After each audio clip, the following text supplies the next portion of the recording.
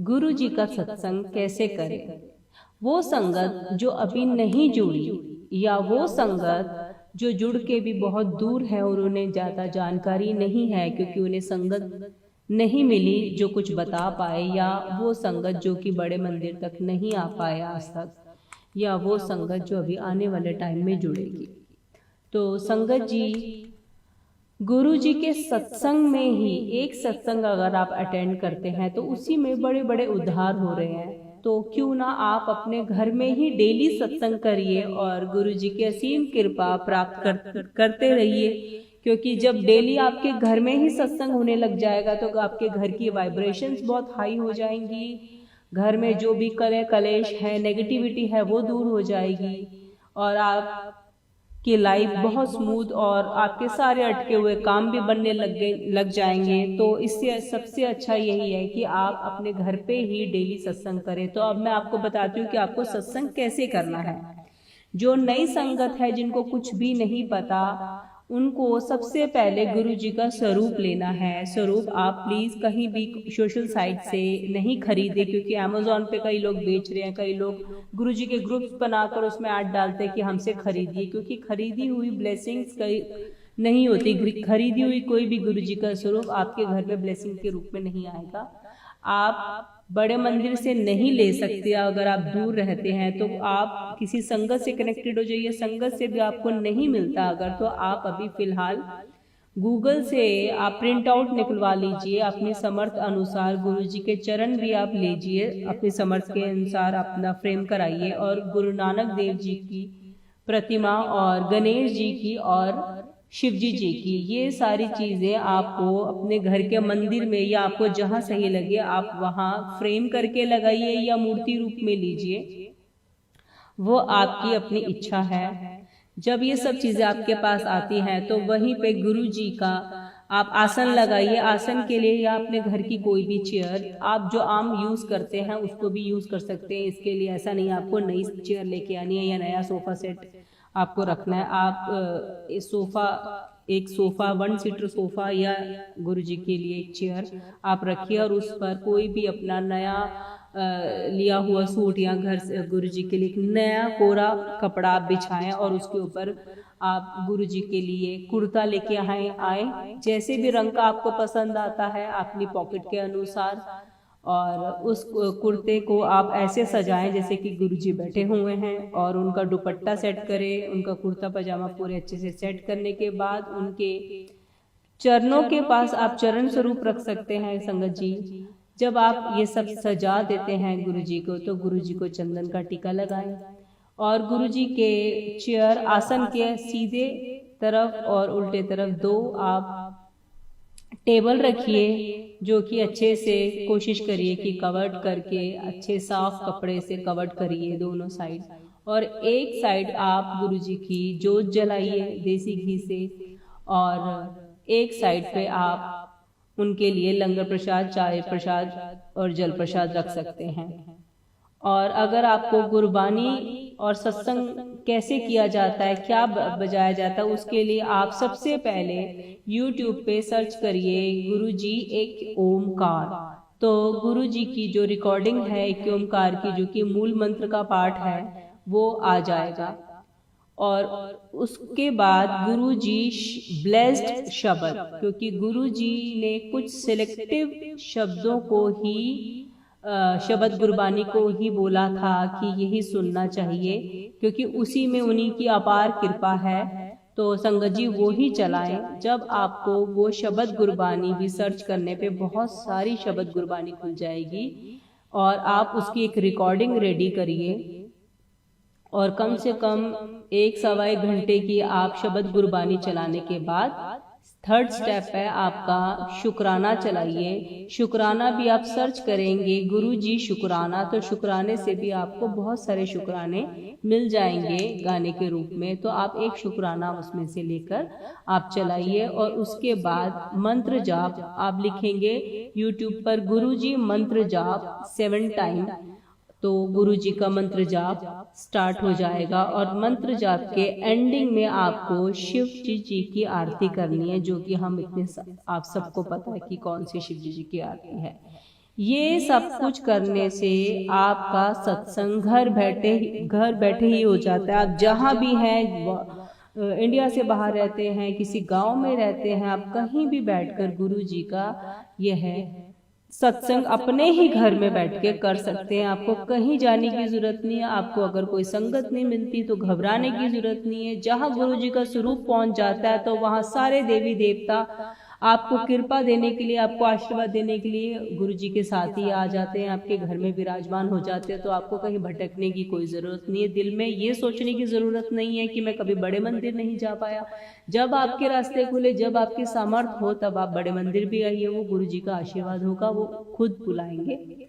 तो संगत जी, जैसे ही आप स्टार्ट करेंगे एक ओंकार से, एक ओंकार चलाते ही आप गुरु जी की ज्योत जला दीजिए। और अगर आपके सामर्थ्य जितनी है आप उतने फूल ले आइए। फूल में आप अगर ज्यादा सामर्थ्य नहीं है तो एक गुलाब भी आप गुरु जी को देते हैं तो वो भी गुरु जी स्वीकार करते हैं, क्योंकि गुरु जी को हमसे सिर्फ प्यार चाहिए।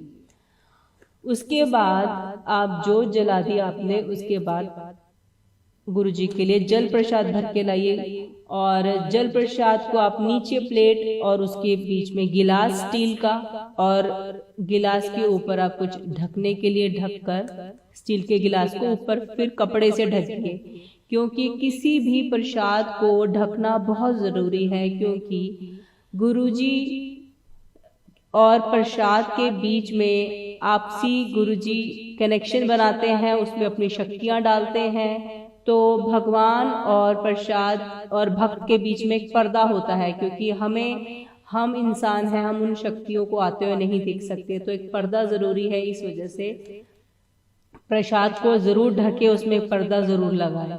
जब आप जल प्रसाद गुरु जी के आगे भरकर रखेंगे, दूसरी टेबल पर एक में ज्योत जल रही है, दूसरे पे आप जल प्रसाद भर के रखिए।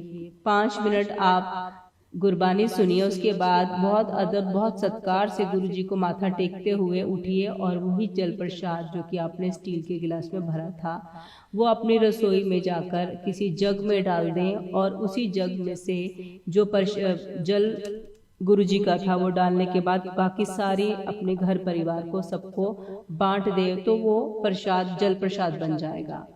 थोड़ी देर में आप चाय प्रसाद रखिए, 5 मिनट में आप चाय प्रसाद बनाइए। चाय प्रसाद को वही आप हो सके तो स्टील के ही गिलास में डालकर गुरुजी के पास उसी अदब सत्कार के साथ ऊपर और नीचे से अच्छे से ढकने के बाद सर भी आप अपना ढके। साफ सफाई का बहुत ध्यान रखें। ऐसे ही प्रसाद को आप गुरु जी को चाय प्रसाद अर्पित करिए। आपका इच्छा हो तो समोसा प्रसाद भी रख सकते हैं, आपकी इच्छा हो साथ में तो आप बिस्किट प्रसाद भी रख सकते हैं, अगर आपको लंगर प्रसाद नहीं रखना तो। ऐसे ही 5-10 मिनट के बाद गुरु जी भोग लगा देते हैं। आप फिर अदब सत्कार से गुरु जी को माथा टेकते हुए उठिए।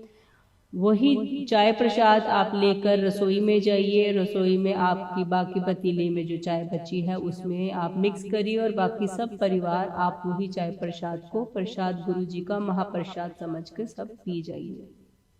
उसके बाद अगर आप लंगर प्रसाद बनाते हैं तो कम से कम आप 1 घंटे की गुरबानी चलने दीजिए। 1 घंटे की गुरबानी चलने के बाद आप लंगर प्रसाद की प्लेट लगानी शुरू करिए। और लंगर प्रसाद की प्लेट लगाने के बाद वो भी स्टील के बर्तनों का ही आप इस्तेमाल करें, क्योंकि प्लास्टिक में कभी भूल के भी गुरु जी को भोग नहीं लगाए। और ना ही बॉन चाइना जानवरों की हड्डियों से बना होता है और प्लास्टिक अपने आप में दूषित होता है। तो स्टील के बर्तन ही बेस्ट बर्तन है। और अगर आपके समर्थ है तो आप सोने चांदी किसी भी बर्तनों में दीजिए। और हम आम इंसान के लिए आप स्टील के बर्तन तो हर घर में है, इसके लिए आपको नए बर्तन भी लाने की जरूरत नहीं है। जिस बर्तनों में आप खाते हैं आप उसी में गुरु जी को भोग लगा सकते हैं, बशर्ते बहुत ही साफ सफाई होनी चाहिए। साफ सफाई का ध्यान रखें संगत जी, और डिसिप्लिन का भी आप ध्यान रखें। जब आप सत्संग कर रहे हैं तो किसी का फोन ना उठाएं, ना ही किसी को करें। उस दौरान अपना फोन को आप फ्लाइट मोड पे डाल दें और अपने घर परिवार को भी बोल दें कि आप उस टाइम पे किसी से बात ना करें, क्योंकि आपका किया हुआ पुण्य आप जिससे बात करें उस पे चला जाएगा। ये गुरु जी के द्वारा कहे हुए शब्द हैं। तो 1 सवा 1 घंटे की गुरबानी चलने के बाद जब आपने गुरु जी के लिए लंगर प्रसाद की थाली सजाकर अच्छे से ऊपर नीचे से ढक कर गुरु जी को अर्पित करिए और गुरु जी को लिए 10 मिनट रुकिए, वहीं पर बैठिए, गुरबानी सुनिए। और जब 10 मिनट बाद भोग लग जाए तो आप उसी लंगर प्रसाद को अपने घर में जो सब्जी जहाँ बनाई थी सब में मिक्स करके रोटी प्रसाद में मिक्स कर आप सारी संगत में अपने यहाँ घर परिवार में कर रहे हैं तो घर परिवार में बांट दें। लंगर प्रसाद में आप 1 सब्जी भी बना सकते हैं, आप कोई 2 सब्जी भी बना सकते हैं, आप दाल ले लीजिए या कोई सूखी सब्जी या एक लिक्विड तरी वाली सब्जी बना सकते हैं। कड़ाह प्रसाद बनाना बहुत ज़रूरी है संगत जी, ये महाप्रसाद बोला गया है। अगर आपको कड़ाह प्रसाद नहीं बनाना आता, जो गुरुद्वारे में कड़ाह प्रसाद बनता है वो कड़ाह प्रसाद आपको स्टार्टिंग में ही रख देना है। आप YouTube में रेसिपी देख सकते हैं। कड़ाह प्रसाद की देसी घी से बनता है, आटे से बनता है, चीनी चाहिए आपको उसके लिए। अच्छे से भूनकर आटे को घी डालने के बाद पहले आटे को अच्छे से भुनने के बाद उसके बाद उसमें आप चीनी डाल दें या आप पानी में उबाल कर चीनी को वो पानी भी डाल सकते हैं। पानी बहुत ज़्यादा पानी मत लीजिए और भूनने के बाद जब वो पानी या चीनी डायरेक्ट आप जब डाल देते हैं तो एकदम से वो सूखने लग जाएगा। और जैसे जैसे आप करछी चलाते जाएंगे, करछी आपको कंटिन्यूस चलानी है, जैसे जैसे चलाते जाए वैसे वैसे सूखता जाएगा और ये आपका कड़ाह प्रसाद तैयार हो जाएगा। और उसके बाद एंड में जब शुक्राना हो जाए, मंत्र जाप हो जाए और एंड में आपको शिव जी की आरती करनी है। शिव जी की आरती करने के लिए पहले से प्लेट बना के रखें जिसमें एक जोत घी भरकर बाती बना के रखें। हो सके तो फूलों से सजा दें प्लेट को, हो सके तो ड्राई फ्रूट से सजा दें, हो सके तो टॉफी से सजा दें। वो आपका मन या आपके पास नहीं है कुछ भी तो आप ऐसे भी आरती कर सकते हैं। एंड में आरती करने के बाद आप सब घर परिवार वाले सब उसी लंगर को जो गुरुजी के द्वारा भोग लगाया गया था उसे प्रसाद के रूप में आप खा लीजिए। और उसके बाद बार बार उस प्रसाद को गर्म कर करके ना खाएं। अगर बच जाए तो आप बाहर किसी को भी प्रसाद ये खिला सकते हैं, किसी गरीब को प्रसाद खिला सकते हैं या अपने किसी रिश्तेदारों को प्रसाद के रूप में दे सकते हैं। उतना ही बनाएं जितना आप उसी टाइम खा लें। बचता है तो आप किसी न किसी को बांट दें, दोबारा गर्म ना करें।